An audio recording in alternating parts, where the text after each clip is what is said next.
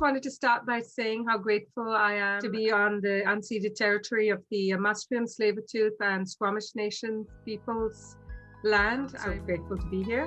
We wanted to start with a warm-up exercise. So Keiko sent me a wonderful website called See, Think, Wonder, and it's really wonderful. It's got lots of resources, and I realized after I was looking at it that we actually use it in a different way. It's 3 questions you can ask yourself when you look at something, and it doesn't matter. For now, we're going to use it for our collage pieces and, you know, some pictures that I've made. And but you can use it when you go to a museum. You can use it when you go see some sculptures, and just ask yourself these 3 questions. And it's kind of a warm up to get you thinking, and it's a really good routine to get into practice. So I'm going to show you the first picture, and then you're gonna tell me, what do you see? Y'all can just say it. Looks like a greenhouse and somebody holding up a tomato. Then deep inside is more the landscape in the nature. Instead of the greenhouse, it's now in the field. She got a tomato. Is that the hole in the picture? Is that where the tomato came from? Oh, that's something for the next question. It gives you a chance to fully observe the picture. You're right, it's the greenhouse. There's like a little opening there, and it's a field, and there's mountains in the background, and you actually have the open sky, whereas here you don't. You just have the glass, and it's a hand giving you the tomato, or the tomato something. Giving or taking or showing. Yeah. So the next question is, what do you think is going on here? It brought the tomato vegetation into the greenhouse. Well, I think it's nutrition, and the land sustains us, the large scope, and then individually, so that we all have nutrition. It's like the Garden of Eden, perhaps the hothouse of something else. It's an escape. Maybe it's saying that, you know, it's better to eat out from there than from here. And yet this is what's sustaining most people these days. What are your thoughts? What are you wondering? I wonder that this tomato species come from that region. Yeah, I wonder that connection. Yes, but that's just another way of thinking, right? So let's look at another image. Can you see this one? Question, what do you see? Somebody is filming. She's just raising her arms, or is she actually going down? Could be. And that's the guy. Taking the shopping away from her. Okay. I think there's a lot of pollution with all the bags that we have. Uh-huh. Maybe she spent too much money and he doesn't want to give her the shopping. That's right. He kind of fell in the hole. And maybe in the bags he's got some life-saving. Yeah, and then because she's like painted in the brown in the half bottom of the paper. Right. So here's the third question where you're actually wondering what exactly is going on. And so originally this picture was a father and son jumping together in a pool in an outdoor kind of beautiful waterhole. The lady's actually doing yoga. It's from another picture. And then the bags are from another picture too. And the paint in the background is the pigments when we were showing you how to do backgrounds before. Yeah. So yeah, you can again think what you want, but this is another example of collage. Okay, here's another one. Again, the background's got the painted stuff that I just threw on ages ago. So what do you see is the first question. So seeing an old car. Fries and ketchup, right? Delivery, maybe? Delivery. And there's a name on this. It says Paul. It's a bit light. You can't see it. And this is a golden egg. So the next question is, what do you think is going on? The consumerism. People became successful over something. The consumerism. To the delivery service that is making a big buck as asking to deliver their food. The egg, that was Brahm's idea, and he thought that the man hatched out of the golden egg with all these bright ideas, and he's now making lots of money. It's just another way of thinking, and I wanted you just to whet your appetite, because what we are going to be doing in this session is collage. So there are different kinds of collages, of course. You can do simple things like this, images, just 2 or 3 images, or you can go busy, and I think I showed you that before. where it's just like really busy. Just a stitch book with shopping bags you could use. So you can use that as a background. Some of the colors are beautiful on the shopping bags. So you can make books out of that too. And if you're doing a lot of collage, you'll notice that you'll be going to the secondhand shop and getting books and using pages and pictures out of them. But then you, yeah, and then you No also kidding. have the actual covers are stunning. Right? Those are good frames to use. So you can use those. Then you could use tissue paper too. Tissue paper. I love this. This is rice paper, but we've done this kind of inking art and I love that. So I'd love to use that as a background too. Then I think we showed you this, cabbage ink that we made. You could use that as a background as well. Just some computer paper you could use. And then I have a stash of pictures that I like that I keep. In this envelope is a lot of animals. And I've got this little one full of people, just faces and people doing strange things and hands and stuff. And just so if I want to collage, I'm ready. I don't have to go through 100 magazines. So I have some old pictures of people. And then I have some letters that I like, some quotes I keep in there. This is all flowers. Oh, I love that. That's so beautiful. Look at that. So I kind of half cut them already. It's not because I don't want to cut it straight away. It always changes according to what I'm doing. This is some random images of buildings and houses, just like a top of a kayak, beautiful house with the kind of Van Gogh style paintings. Yeah, I just keep them all in one stash. See, I just go by images and a few words in between, bullet forms. Oh, there's a little mask. And that's the yellow I was telling you. Like most of my pages will have some little element of the thread. Okay. The same color going through, but that's a little mask. For visual journaling, you don't have to write either, but you can. And then I forgot to show you this little surface. This, you can even do collage on a piece of wood. And I sprayed it. Now with wood, I actually I watered down the glue and put it all over the wood. And then I stuck the images on and then I sprayed it with blue paint. So that's simple too. You could even do collage on wood. Of course, today we're going to do collage and I'll just use a blank piece of paper like this. I didn't realize it came from the word colle, which means to glue. It's a French word and it's basically gluing various different materials onto a flat surface. There are no rules. In fact, breaking the rules is what makes it more interesting. You could also have scissors. Of course, scissors is very important. You could have an X-Acto knife that comes in really handy, a cutting mat. And I'm not going to use an X-Acto knife and cutting mat today, but those are really handy for tiny details. Scissors handy. Don't cut anything yet because I want to give you some ideas. Okay, so usually when we want to start collaging, we get a background. And I'm just going to use a white piece of paper today. And then I have some images. You're going to have a focal point. Sometimes you can have just one big image and then little images around it. You can think like that, or you can have 3 different images, whatever you like. There's no wrong, there's no rules.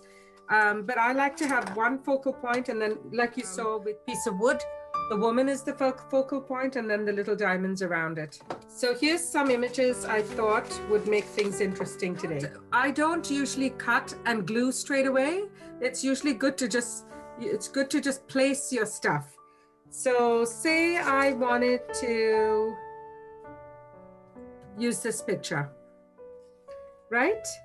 Now, I don't necessarily want the skier jumping. And because it's snow and it's fluffy, I'm not going to just cut through it. I thought tearing would be better. Kind of gives it a different way and a different look. It's almost got like a snowy look as well. You see that? This is actually quite a big ski hill, but I don't need, you can change your perspective, right? And I'll think, I could even change this and not make it look so high and so far away. I can make it look a lot closer by putting this image of this lady, this Dutch lady, I bet, serving tea on it.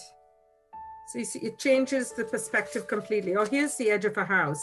So if I put a house on it, like say here, or maybe here, or just even here, again, it looks like now we're closer and the mountains are really far rather than all of it really far. And then I could also have this person. I could have this person looking in, maybe kind of somewhere there. I could take that part off and I could, instead of having his head there, give it this head. What do you think of that? Like you can do, there's no wrong here. Like he's in the mountains, here are the mountains. And then there's this, whatever that is from a telephone ad, I think, a lizard's face. Completely changes. You could have, say you had the sunset. Beautiful sunset, gorgeous sky, right? But you don't have to have it like this either. You can turn it upside down. And now what do you think? A pond. Exactly. It looks like a pond and some weeping willow perhaps, or something that's kind of not hanging, but Reflection. right? Yeah. Maybe she's sitting on something, or I could have her sitting there. And she's sitting in a bed of flowers. You see what I mean? You can just change your whole perspective. Here's another idea as well. So this is a road, like a desert road, I suppose. The blue sky is beautiful. But you could change this whole image. Instead of the camper van, you could put her sitting in the middle of the road. Right? And maybe she's looking at a seagull somewhere sitting on top there. You could cut the seagull out and put it up there. You could change the whole look of things, make things look far, near. You could do contrast, you know, change things. So that's what I mean by collage. You don't have to make it, you know, busy. You could just use very simple things. You could take this whole road out, change the whole sunset, put this sunset instead. Your images, and let's see what you come up with. And then as you work, don't stick anything down. The first thing we do with collage is compose your picture. You compose your image. So you take all the images, you put them on the paper, see how it works out, and then stick. And to stick, I will show you two different ways of sticking. So let's work on your picture for now.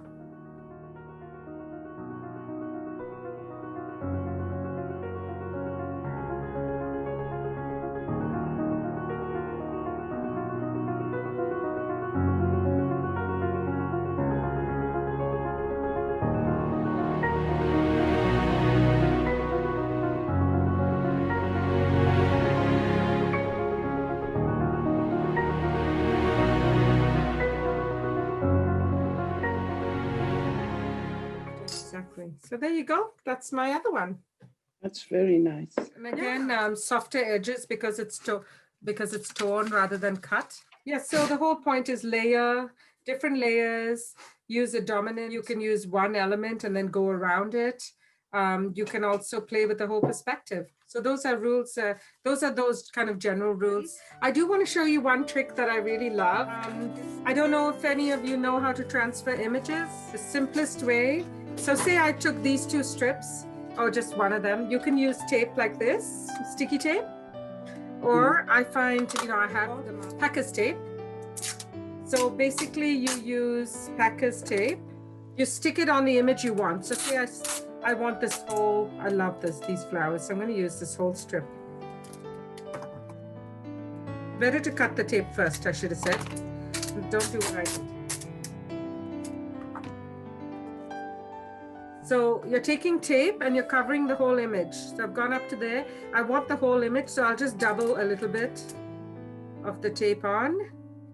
So I've got this, so it's can you see it? It's sticky tape. Kind of press it down. I use my bone folder just to press the image down. So basically the image, yes, it sticks to the sticky tape. Now you can use inkjet paper. Inkjet printing paper doesn't work. The other laser printers do, because the way the ink is set, it's heat set on the paper, so it kind of floats on top. With inkjet, it kind of goes right into the paper, so it doesn't work. But old magazines, National Geographics are the best. Just press it down a little bit. I learned this new trick now where it's just better. And what you do is you soak it in water. soak it in water for a few minutes. Not even. You have to just rub. Just rub. Try not to use your nails. So you see, just rub the paper off and the image sticks. So you're just basically rubbing all the paper off.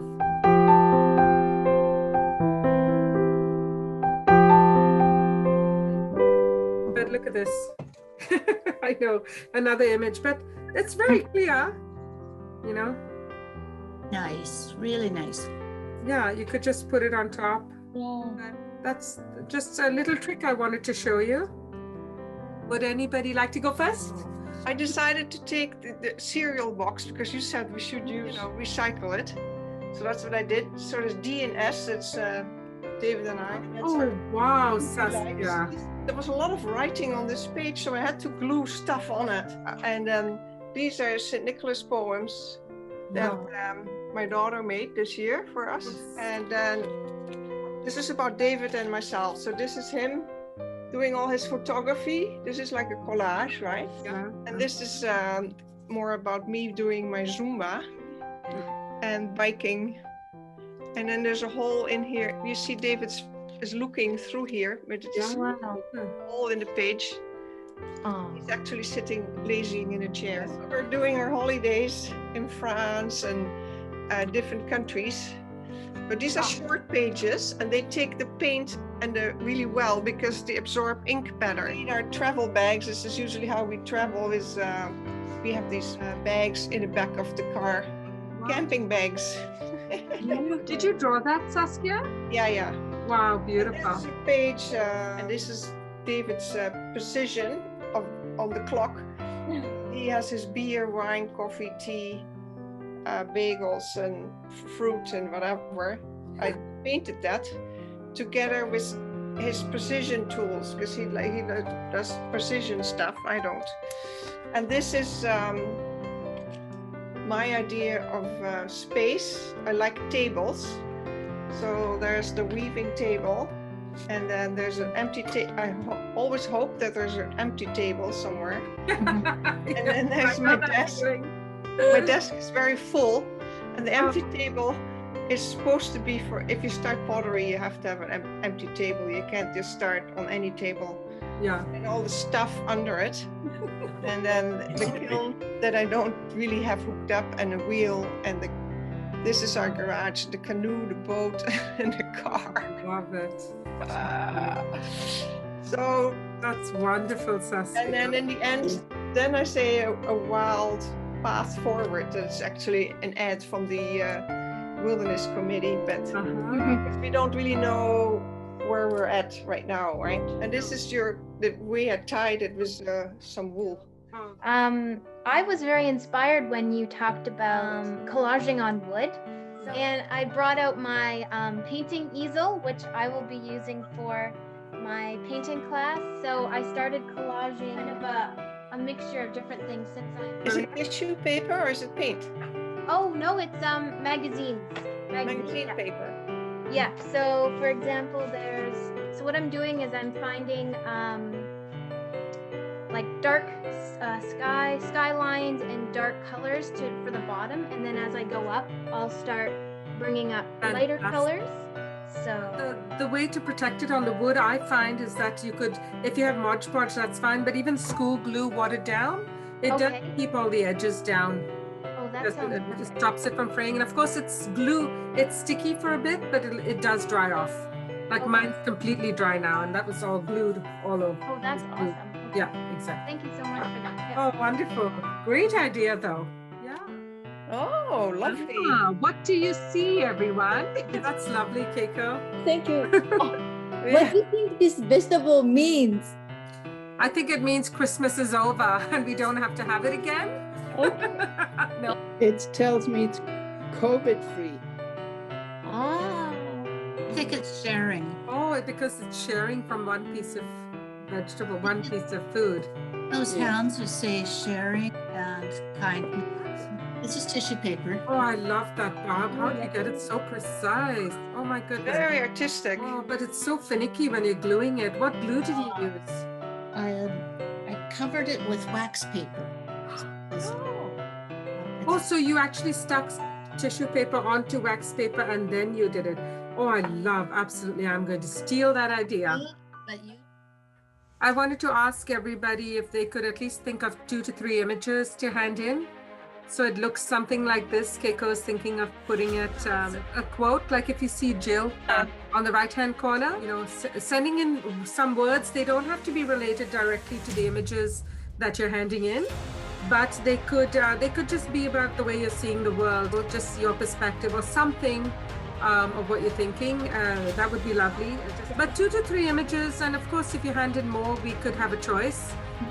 Because I've seen some amazing images coming already from things you have handed in and shown us. Absolutely. Oh, lovely. Karina, I like this beautiful one with the Beautiful. Oh, the pond next door, my favorite place. Got all my weaving material there. that is really nice. Ah, thank you. As we hand in some things, we can definitely make it look quite amazing in the end.